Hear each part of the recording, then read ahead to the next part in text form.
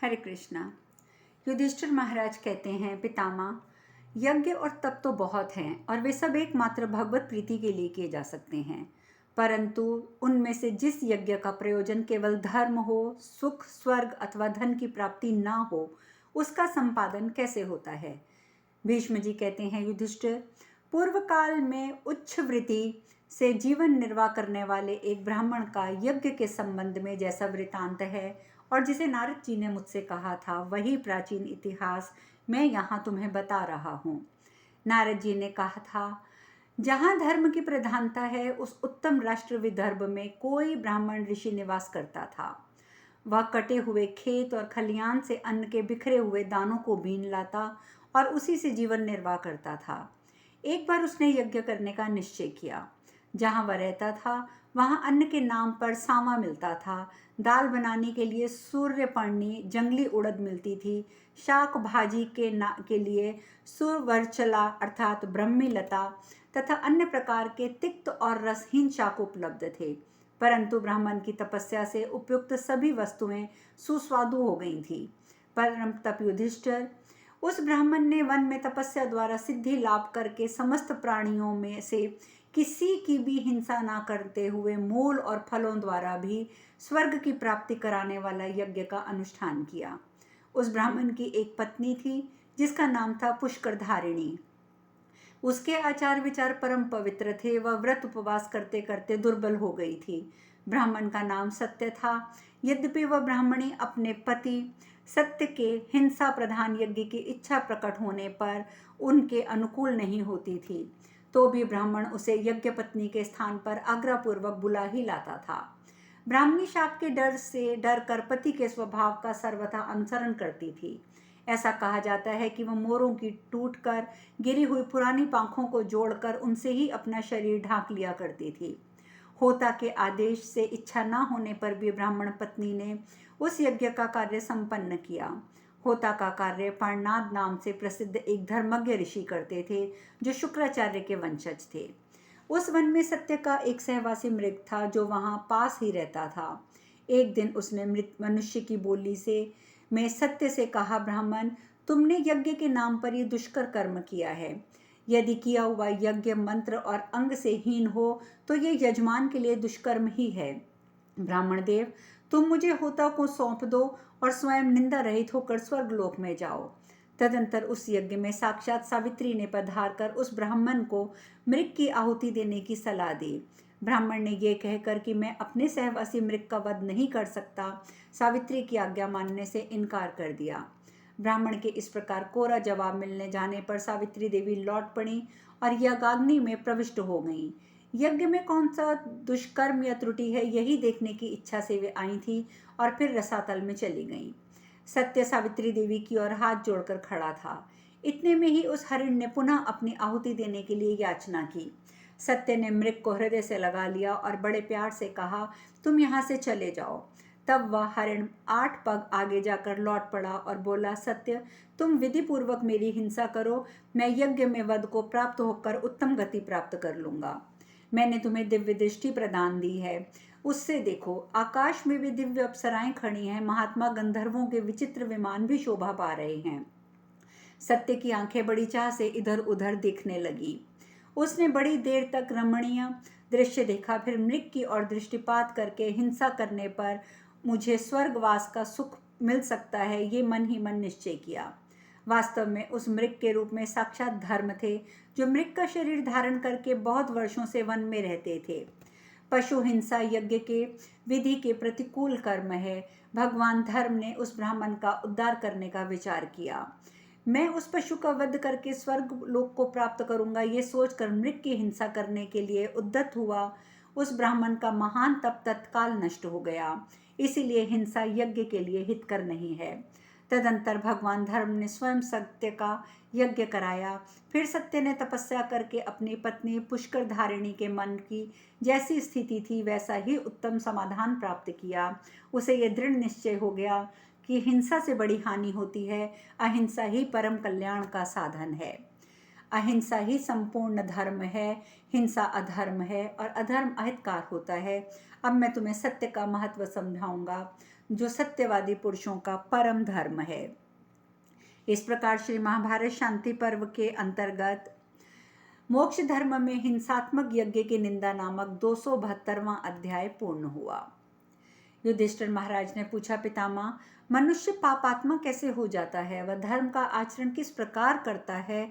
किस हेतु से उसे वैराग्य प्राप्त होता है और किस साधन से वह मोक्ष पाता है?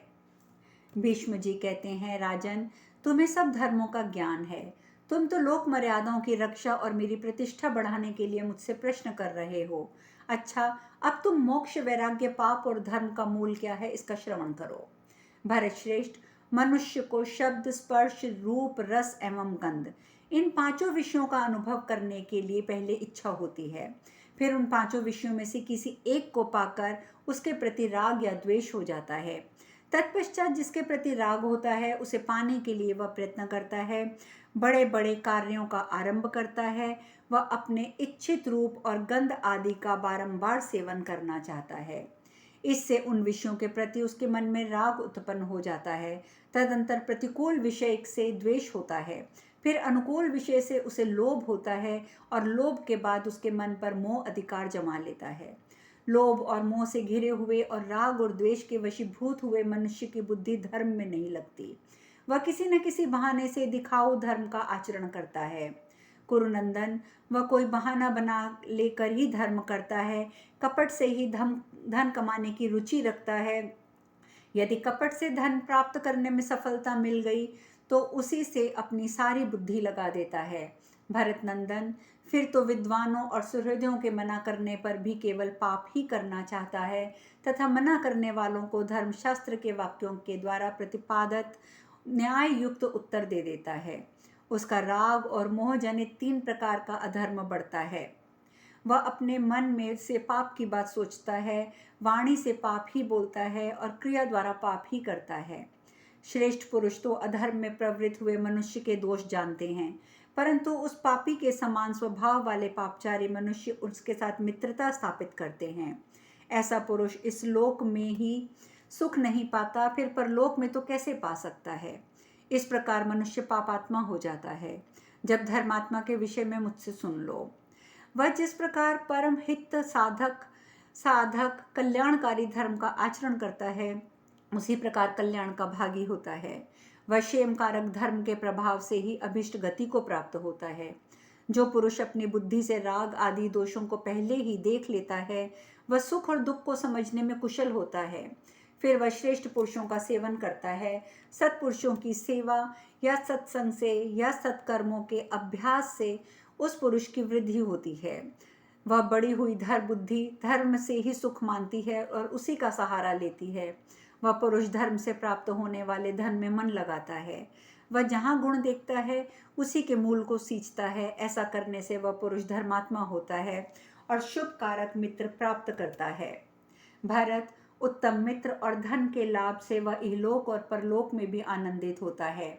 ऐसा पुरुष शब्द, स्पर्श, रूप, रस और गंध, इन 5 विषयों पर प्रभुत्व प्राप्त कर लेता है। इसे धर्म का फल माना जाता है। युधिष्ठिर, वह धर्म का फल पाकर भी हर्ष से फूल नहीं उठता है। वह इससे तृप्त न होने के कारण विवेक दृष्टि से वैराग्य को ही ग्रहण करता है। संपूर्ण लोगों को नाशवान समझकर वह सर्वस्व का मन से त्याग कर देने को प्रयत्न करता है। तदंतर वह अयोग्य उपाय से नहीं किंतु योग्य उपाय से मोक्ष के लिए प्रयत्नशील हो जाता है। भरत नंदन, तुमने मुझसे पाप, धर्म, वैराग्य और मोक्ष के विषय में जो प्रश्न किया था वह मैंने सब कह सुनाया। अतः कुंती नंदन युधिष्ठिर, तुम सभी अवस्थाओं में धर्म का ही आचरण करो, क्योंकि जो लोग धर्म में स्थित रहते हैं उन्हें सदा रहने वाली मोक्ष रूपी परम सिद्धि की प्राप्ति होती है। इस प्रकार श्री महाभारत शांति पर्व में मोक्ष धर्म में पर्व में 4 प्रश्न और उनका उत्तर नामक 273वां अध्याय पूर्ण हुआ। युधिष्ठिर महाराज आगे कहते हैं, पितामह, आपने योग्य उपाय से मोक्ष की प्राप्ति बताई है, अयोग्य उपाय से नहीं। भरत नंदन, वह यथा योग्य उपाय क्या है, इसे मैं सुनना चाहता हूँ। भीष्म जी ने कहा, महाप्रज्ञ निष्पाप नरेश, तुम उचित उपाय से ही सदा संपूर्ण धर्म आदि पुरुषार्थों की खोज किया करते हो। इसीलिए तुमने सुने हुए विषयों की परीक्षा करने में निपुण दृष्टि का होना तुम में उचित है। घट के निर्माण काल में जिस बुद्धि का उपयोग है वह घट की उत्पत्ति हो जाने पर आवश्यक नहीं रहती। इसी प्रकार चित्त शुद्धि के उपाय भूत यज्ञ आदि धर्मों का लक्ष्य पूरा हो जाने पर मोक्ष साधन रूप शम शमादि अन्य धर्मों के लिए आवश्यक नहीं रहते। देखो, जो मार्ग पूर्व समुद्र की ओर जाता है वह पश्चिम समुद्र की ओर नहीं जा सकता। इस प्रकार मोक्ष का एक ही मार्ग है, उसे मैं तुम्हें बता रहा हूँ, सुनो। मुमुक्षु पुरुष को चाहिए कि क्षमा से क्रोध का और संकल्पों से त्याग से कामनाओं का उच्छेद कर डाले। धीर पुरुष ध्यानात उपाधि सात्विक गुणों के सेवन से निद्रा का क्षय करे, अप्रमाद से भय को दूर करे, आत्मा से चिंतन से श्वास की रक्षा करे अर्थात प्राणायाम करे और धैर्य के साथ इच्छा द्वेष और काम का निवारण करे। तत्वेत्ता पुरुष शास्त्र के द्वारा अभ्यास से भ्रम मोह संशय का तथा आलस्य और प्रतिभा इन दोनों दोषों का ज्ञान से अभ्यास से निराकरण करे। शारीरिक उपद्रवों तथा रोगों का हितकर सुपाच्य और परमित आहार से लोभ और मोह का संतोष से तथा विषयों का सात्विक दृष्टि से निवारण करे। अधर्म को दया से, धर्म को विचार पूर्वक पालन करने से जीते, भविष्य का विचार करके आशा पर और आसक्ति के त्याग से अर्थ पर विजय प्राप्त करे। विद्वान पुरुष वस्तुओं की अनित्यता का चिंतन करके स्नेह को योग अभ्यास के द्वारा, शुद्धा को करुणा के द्वारा अपने अभिमान को और संतोष से तृष्णा को जीते। आलस्य को उद्योग से, विपरीत तर्क को शास्त्र के प्रति दृढ़ विश्वास से जीते। मौन अवलंबन द्वारा बोलने की आदत को शूरवीरता के द्वारा भय को त्याग दे। मन और वाणी को अर्थात मन सहित समस्त इंद्रियों को बुद्धि द्वारा वश में करे। बुद्धि का विवेक रूप नेत्र द्वारा शमन करे, फिर आत्मज्ञान द्वारा विवेक ज्ञान का शमन करे और आत्मा को परमात्मा में विलीन कर दे। इस प्रकार पवित्र आचार विचार से युक्त साधक को सब ओर से उपरत होकर शांत भाव से परमात्मा का साक्षात्कार करना चाहिए। काम, क्रोध, लोभ, भय, निद्रा ये सभी योग संबंधी वे 5 दोष हैं जिनको विद्वान पुरुष जानते हैं। इनका मूलोच्छेद कर देना चाहिए और इनका परित्याग करके वाणी को संयम में रखते हुए योग साधनों द्वारा सेवन करना चाहिए। ध्यान, अध्ययन, दान, सत्य, लज्जा, सरलता, क्षमा, बाहर पवित्रता, भीतर की पवित्रता, आहार शुद्धि, इंद्रियों का संयम, ये ही योग के साधन हैं। इन सब के द्वारा साधक का तेज बढ़ता है, वह अपने पापों का नाश कर डालता है, उसके संकल्प सिद्ध होने लगते हैं और हृदय में विज्ञान का आविर्भाव हो जाता है। इस प्रकार जब पाप धुल जाएं और साधक तेजस्वी, मिताहारी, जितेंद्रिय हो जाए, तब वह काम और क्रोध को अपने अधीन करके अपने आप को ब्रह्म पद में प्रतिष्ठित करने की इच्छा करे।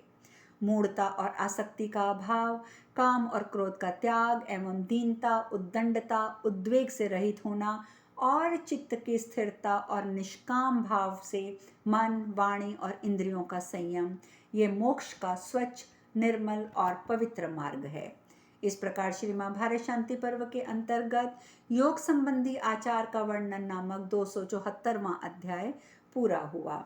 शेष कथा कल। हरे कृष्णा।